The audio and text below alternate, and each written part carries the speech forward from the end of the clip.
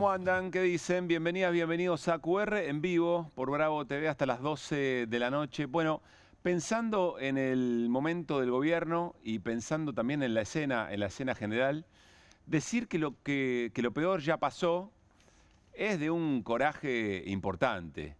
En términos generales, porque no solamente eso no se vive en la calle, en la economía familiar, en las fábricas, en los comercios,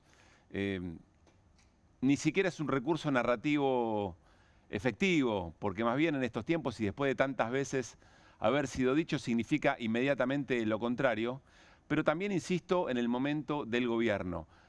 Hace bastante que el gobierno está metido en una crisis, en la crisis económica producto de su propio esquema, en una crisis financiera, hoy con datos muy alarmantes, enseguida los vamos a desarrollar con Hernán Lecher, viene Carlos Heller también, pero el riesgo país por las nubes y subiendo, la intervención del Banco Central para tratar de contener el dólar, sino también la crisis política que se agudiza, sobre todo por lo que se vio hoy otra vez en el Senado, un revés muy fuerte en un tema que el gobierno salió a tratar de operar directamente, a repartir algunos fondos para tratar de que se sostenga el veto a la nueva manera de repartir estos fondos denominados ATN. Bueno, fue para atrás. Es decir, hay un bloque consolidado de gobernadores que no le creen al gobierno y que están decididos a sostenerse, a mantener su posición política, aún en el Congreso, con tal de tener otro tipo de retribuciones, más allá de lo que piensen políticamente, porque está en una crisis de credibilidad muy fuerte a partir de lo que significan las muy verosímiles acusaciones de corrupción y de credibilidad de la propia sociedad, demostrado en la elección en la provincia de Buenos Aires. Y una crisis interna que no termina, hoy también con idas y vueltas, con un Milei demostrando algo que después Karina Milei sale a aclarar que efectivamente no es así en términos de movimientos internos del propio gobierno. Ahora, frente a esa crisis, ya no es una crisis que se pueda disimular. La crisis está arriba de la mesa, la vemos todos y todas, aún quienes tenemos, solamente por estar todo el tiempo leyendo y escuchando sobre estos temas, alguna capacidad, una lectura más compleja, pero se observa a simple vista la crisis del gobierno y la preocupación de que esa crisis devenga crisis de gobernabilidad y crisis institucional. Frente a esa situación, la pregunta es ¿cuántas herramientas políticas tiene el gobierno para conducir esto a lo que el gobierno nos trajo? El gobierno, por supuesto, hace otra caracterización, dice que sigue siendo culpa del pasado, ahora lo vamos a escuchar, pero sobre todo, y a partir, algo que se confirmó hoy en la reunión en Olivos, donde el presidente habló más de 3 horas frente a candidatos y candidatas nacionales de cara a las elecciones de octubre, el gobierno parece recurrir a una muy vieja fórmula, incluso vieja para el propio gobierno, que es la función del miedo. La función del miedo de que depende de las decisiones que vaya tomando la ciudadanía, por delante está el abismo o la libertad avanza. Y es un abismo que según el gobierno ya conocimos. Pero se agita de una manera muy irresponsable, se agita de una manera que no parece demostrar fortaleza y coherencia, más bien todo lo contrario. Porque cuando un gobierno pretende, o bien por lo que dice, o bien por lo que hace, mostrarse sólido, fuerte, bueno, ahí quizá todas le salen bien, todas las pelotas van al arco, pero cuando el gobierno se le empieza a oxidar esa maquinaria, todo lo vuelve un poco más débil. Lo del ministro de Economía, Luis Caputo, de los últimos días, francamente es de no creer. No debe estar consultando con ningún asesor en este momento el ministro, debe estar por la suya tratando de ver cómo maneja la propia situación. La suya dentro del gobierno, incluso con discusiones con el propio presidente y la del propio gobierno. Vamos a arrancar con un posteo en redes sociales de hace algunas horas. Ayer ya lo comentamos. Se venía peleando con algunas personas directamente. Se me fue el monitor. Sí, ahí está, ahora sí lo tengo. Miren esto es antes de ATN. El Congreso insistirá hoy en romper el equilibrio fiscal. Todos sabemos a esta altura que lo que están tratando de hacer es voltear al presidente que salvó al país de caer en la peor crisis de su historia. Solo quieren recuperar su negocio, justo el gobierno en este momento hablando de negocio, y para ello están dispuestos a todo. Como ciudadanos hay una única y muy eficaz herramienta de defensa, el voto, usémosla este octubre. Acá hay 2 o 3 elementos para detenernos, ¿no?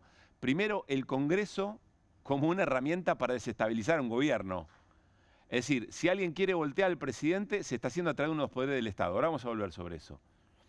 Y finalmente, la propia idea del miedo y sobre todo a quién se indican, a quién señalan detrás de maniobras para desestabilizar este gobierno.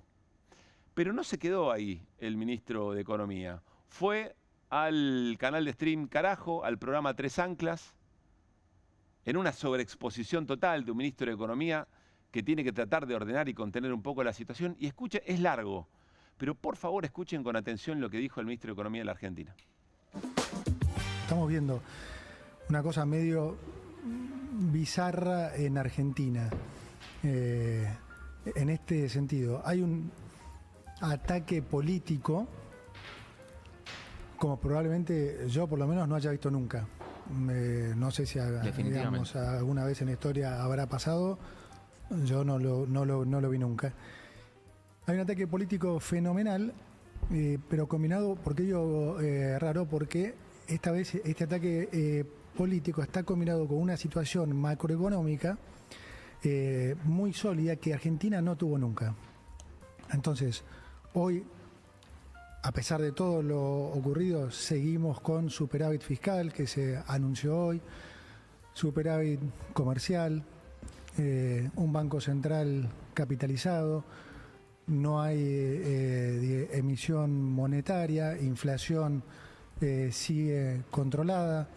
Entonces es una situación, como digo, rara porque los mercados y la gente claramente ven la política, se asustan y reaccionan en consecuencia, y como típicamente se reacciona en Argentina, sin tanto análisis de lo fundamental, sino de decir, uy, bueno, dado este lío, me tengo que cubrir o algo. Entonces, un poco, ¿cuál es el mensaje?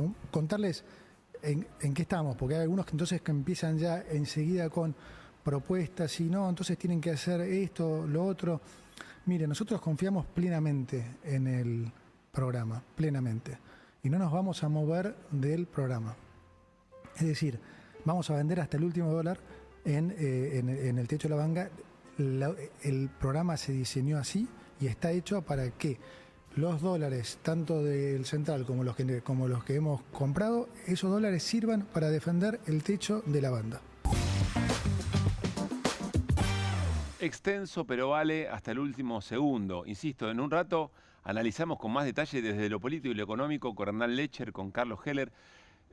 Pero repasemos un poco que es un ministro de Economía en plena crisis como la que acabamos de describir, diciendo que hay un intento de voltear al gobierno. Yo no sé, quizás estoy muy equivocado, pero en general no da tranquilidad que un ministro de Economía salga a decir eso en medio de la crisis. O pensémoslo de otra manera, que esto es lo que más nos interesa.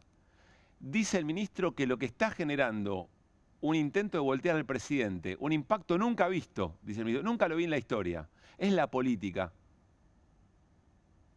Y no solamente la política, el Congreso funcionando. Pensémoslo al revés. ¿Qué quiere decir? Que entonces para sostener este plan económico, para sostener este proyecto de país, lo que debería hacer es anularse a la política y que el Congreso no funcione. Y entonces esa sería la garantía de que el plan funcione. Es extraño el esquema. Es raro. Es muy grave, por otra parte, que ese sea el discurso. Pero otra vez, es el factor miedo. Miren, para pasar muy en limpio, a grosso modo, lo que se puede observar es un presidente y un ministro de Economía que parecen estar obsesionados con un plan económico marginal hasta para los propios liberales, a los que después el gobierno llama econochantas, mandriles, etc.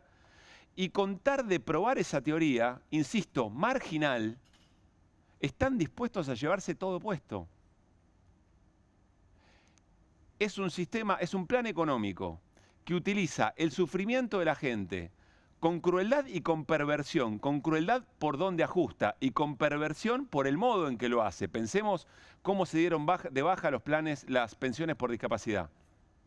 Dispuesto a poner el sufrimiento de la sociedad para poder probar una teoría. que no sé si es aprobada en un trabajo práctico de la Facultad de Economía. Ahí aparece la característica personal del presidente. Todos los que lo rodean, que ya, sobre todo los que se fueron alejando y que van contando muy abiertamente lo que ven de Milei, es que nunca da el brazo a torcer, que lo único que quiere tener es razón.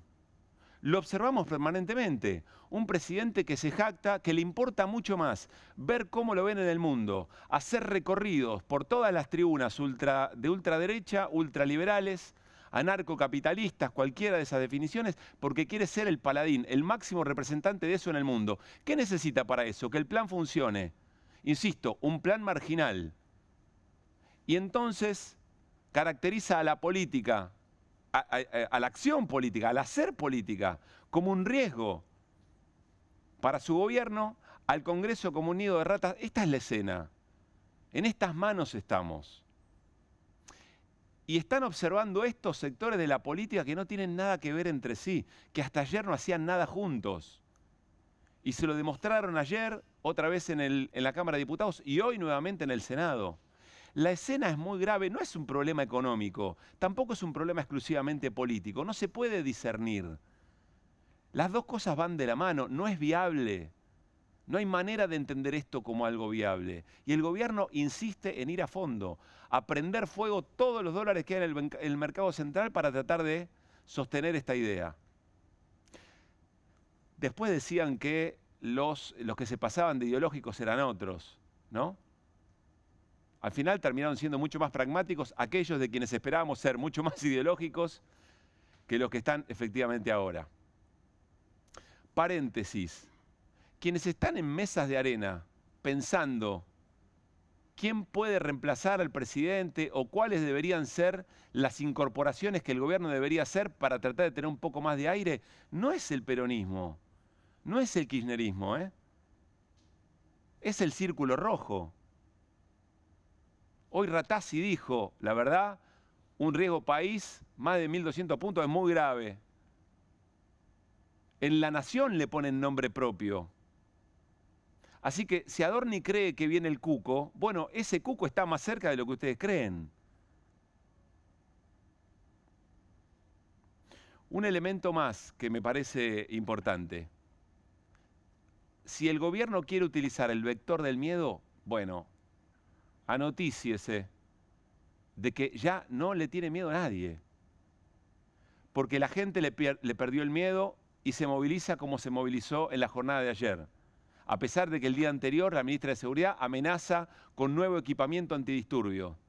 No hubo un solo policía, manifestación hiperpacífica y ahí estaba la gente en la calle. No le tienen miedo ni siquiera los dirigentes políticos de derecha que se enfrentan con sus propias conducciones. Los Penato ayer discutiéndole cara a cara a Ritondo. Y hoy un periodista en la conferencia de prensa, cuando Adorni lo criticó o pretendía hostigarlo porque había hecho dos preguntas, le dijo, bueno, usted puede llegar más temprano, así tenemos más tiempo. Nicolás Gallardo, de CNN Español.